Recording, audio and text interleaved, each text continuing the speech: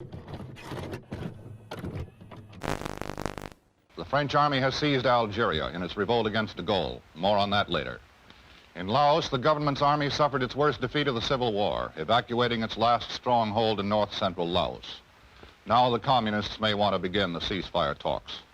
And I believe that in the 1960s, the United States can once again capture the imagination of the world. Chicago, the Windy City, is both windy and snowy in the wake of a storm which leaves more than half a foot. Temperatures drop to 0 during the storm. San Francisco gets the heaviest snow in 30 years. Children, many of whom have never seen snow before, are more spellbound than snowbound, but they soon learn what to do with the stuff.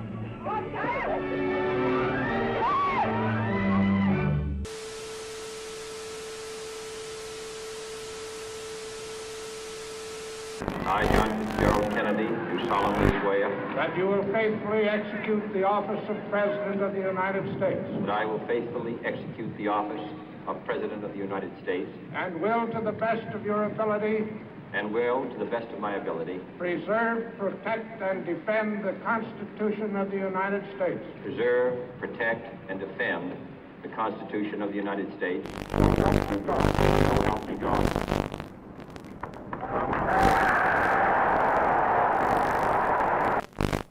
And so, my fellow Americans, ask not what your country can do for you, ask what you can do for your country.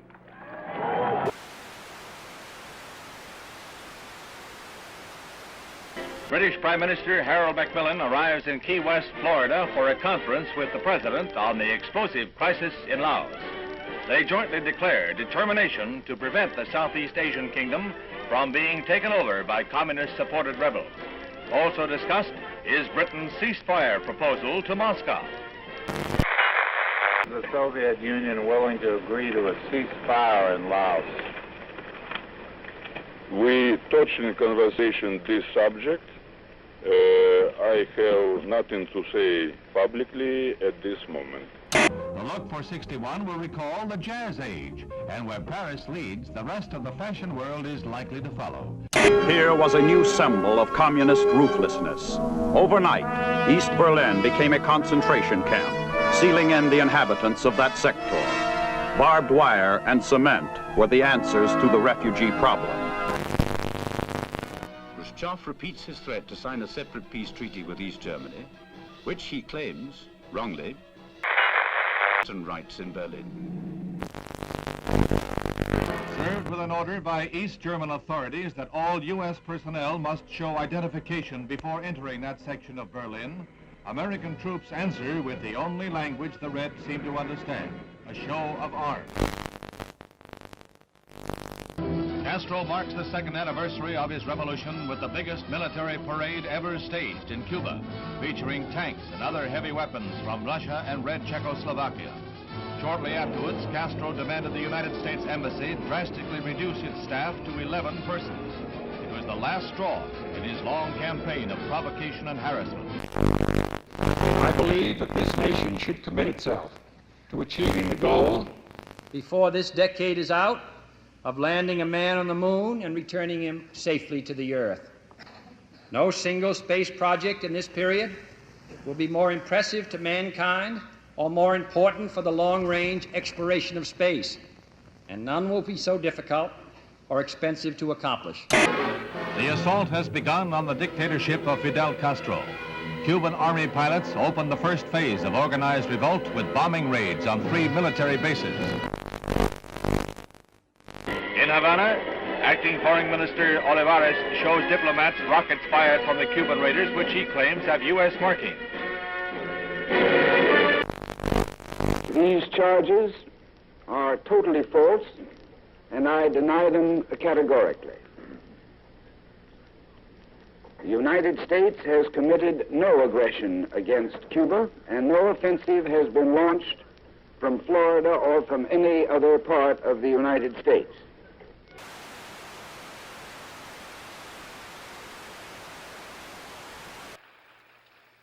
Es un honor para mí el estar hoy entre un grupo de los hombres más valientes del mundo.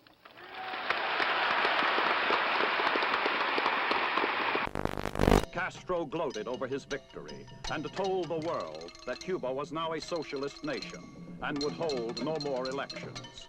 The next day, the United States officially proclaimed Cuba to be a communist satellite state. His first great success in space when the Russians pushed a man across the threshold. He was Yuri Gagarin, the astronaut the Russians lionized as the first to... It was the propaganda coup of the year. Today, this Redstone Mercury is the center of world attention as Lieutenant Commander Shepard walks to the elevator that will carry him 65 feet aloft to the capsule. It's 6:20 a.m., a moment of history. 3, 2, 1, 0.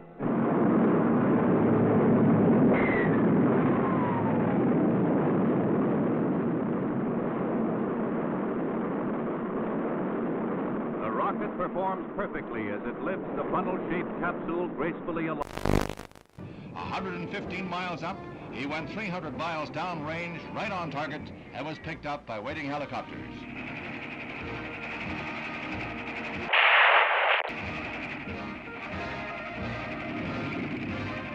The triumph of Alan B. Shepard, U.S. space pioneer.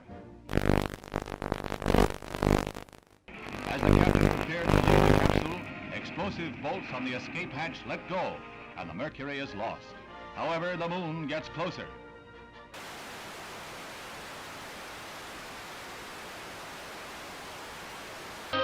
Albany, Georgia. A Negro fight against segregation is led by the Reverend Martin Luther King.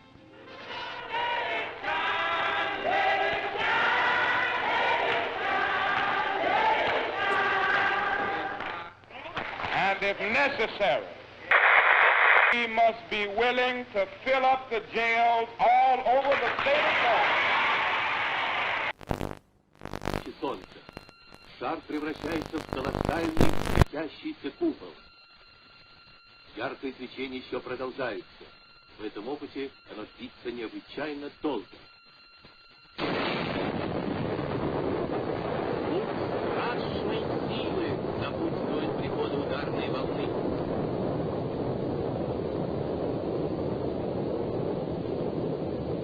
Just why the Soviet Union would wish to detonate a megaton explosion, something about which we can all speculate. At Oxford, integration at the University of Mississippi becomes a one-man crusade. When Air Force veteran James Meredith tries to register, the police lines are drawn, U.S. Marshals blocked. When university officials are cited for contempt of federal court, Governor Ross Barnett persecutes the Negro applicant. Meredith goes away, and the federal government ponders its next move. The forces increased tenfold and more. It is not enough to avert a night of rioting, leaving 2 dead and the campus the shambles of a battlefield.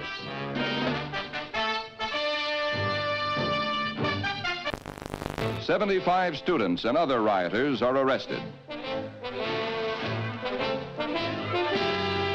Among those seized, former Major General Edwin Walker, who is charged with insurrection. And James Meredith becomes a duly registered student at the University of Mississippi. Sir, there's been a great deal of turmoil and conflict. 2 people have been killed. Do you have any feelings of guilt? Have you given it any second thoughts?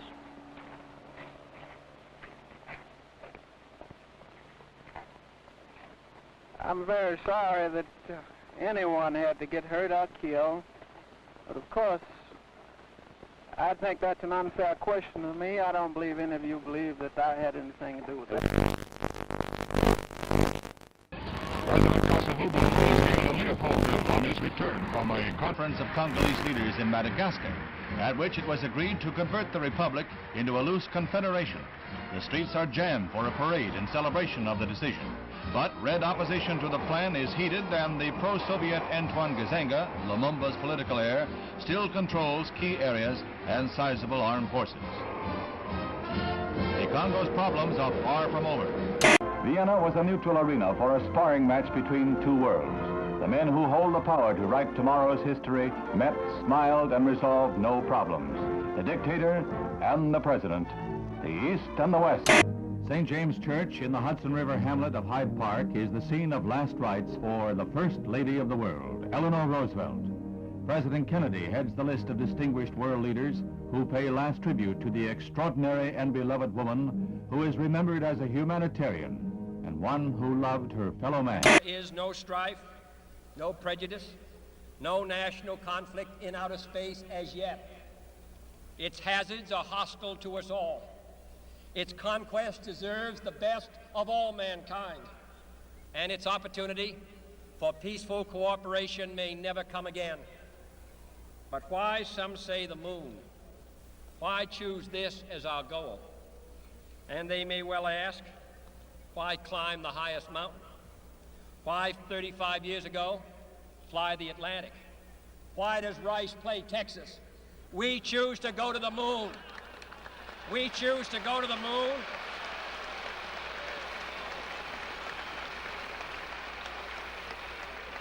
We choose to go to the moon in this decade and do the other things, not because they are easy, but because that goal will serve to organize and measure the best of our energies and skills, because that challenge is one that we're willing to accept, one we are unwilling to postpone, and one we intend to win, and the others too. The Cold War, the ground forces of NATO have been alert against the military threat of the communist bloc. Now, Honest John missiles add to NATO's striking power.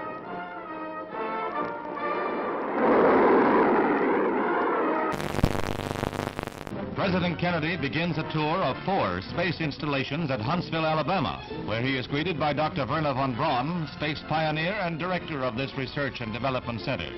The missiles on display are dwarfed by the mighty Saturn rocket. This booster is the first stage of the rocket that will put the 3-man Apollo capsule into a 2-week orbit of the Earth in 1964. Preliminary to a lunar shoot. Gemini, which was developed here, will allow 2 men to orbit the Earth for 2 weeks and will be used for experiments in outer space rendezvous and docking missions. This winds up the President's first-hand look at our space program and our progress in the race for space. The first deficit comes from a recession. If we can take the proper action in the proper time, this can be the most important step we can take to prevent another recession. That is the right kind of a tax cut, both for your family budget and the national budget.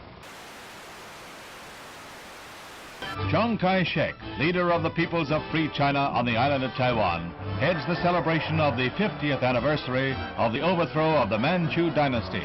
11 million Chinese, strong with their dream of someday wresting their homeland from the communists, are marking the day that saw the end of 4,000 years of monarchy in China. Khrushchev declared, through the formation of the world system of socialism, the situation in the world has altered radically. At present, it is not circles whom. On December 2nd, 1961, Castro reveals, I am a Marxist-Leninist and will be one until the day I die. Socialism is a word. There is no halfway between socialism and imperialism.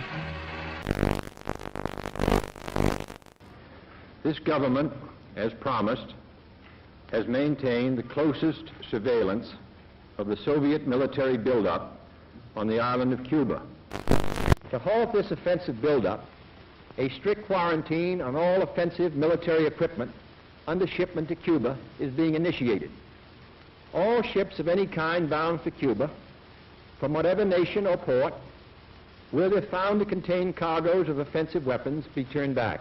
It shall be the policy of this nation to regard any nuclear missile launched from Cuba against any nation in the Western Hemisphere as an attack by the Soviet Union on the United States, requiring a full retaliatory response upon the Soviet Union. Communism's adventure in Cuba is a sophisticated one. Political, psychological, subversive, with paramilitary features. Can a democratic society, wherein the right to know and the value of knowing are basic, can a democratic society wage successful political, psychological, subversive warfare against communism? Leather is falling into step in the fall fashion parade.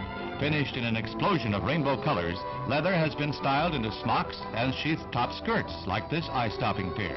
Just the thing for a day's outing at Sterling Forest Gardens in New York. In Trafalgar Square, 2,000 Londoners demonstrate against the United States blockade. Fidel Castro whips up a furor in Cuba, charging the United States with arming and training mercenary forces for an imminent invasion. He calls out some 200,000 militiamen for training and guard duty at key points throughout Havana.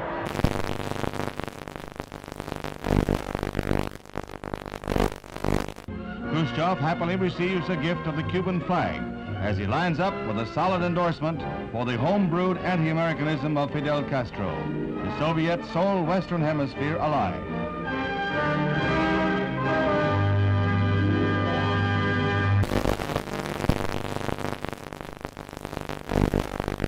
As he arrives back in Washington, the president hears more bad news. China has just invaded India. Is this part of a two-pronged communist assault? Now the president must weigh all the factors one final time, then make his decision, knowing that whatever he does, he risks nuclear war.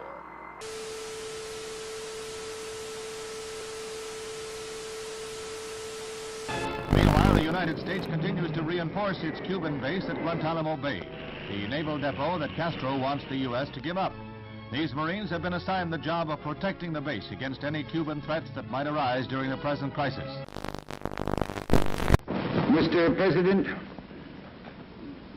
I am submitting today a resolution to the Security Council designed to find a way out of this calamitous situation. This resolution calls, as an interim measure under Article 40 of the Charter, for the immediate dismantling and withdrawal from Cuba of all missile and other offensive weapons. The inauguration of Abraham Lincoln as the 16th President of the United States is reenacted in the nation's capital 100 years after the event. There's a crowd larger than the original President this day, double the 10,000 of 1861. And the bright balmy day is in marked contrast to the gloomy overcast of a century ago. Scenes familiar from history books and movies come to life at the Capitol as Mr. Lincoln arrives. He is portrayed. The following is the letter which has just been dispatched from the President to Chairman Khrushchev. I think that you and I, with our heavy responsibilities for the maintenance of peace, were aware that developments were approaching a point where events could have become unmanageable. So I welcome this message and consider it an important contribution to peace. It urgently recommends that the United States and the Soviet Union confer promptly on measures to remove the existing threat to the security of the Western Hemisphere and the peace of the world, and to report thereon to the Security Council. Earlier today, Secretary of Defense Robert McNamara announced that yesterday's photographic surveillance of Cuba indicated that the bases were being dismantled. But with increased United States aid and instruction, Vietnam soldiers learned to fight back against the communist Viet Cong. Helicopters become a crucial weapon against guerrillas who strike, then disappear will-o'-the-wisp in marshes. Southeast Asia and Berlin are not the only hazard areas in the orchestrated struggle of the Cold War. There is Cuba, from which Bay of Pigs invaders hobble back when their ransom is paid. The President visits the big missile center at Vandenberg Air Force Base. He becomes the nation's first president to see an intercontinental ballistic missile fired when an Atlas D blasts off its pad to roar down the Pacific Missile Range in a perfect launch.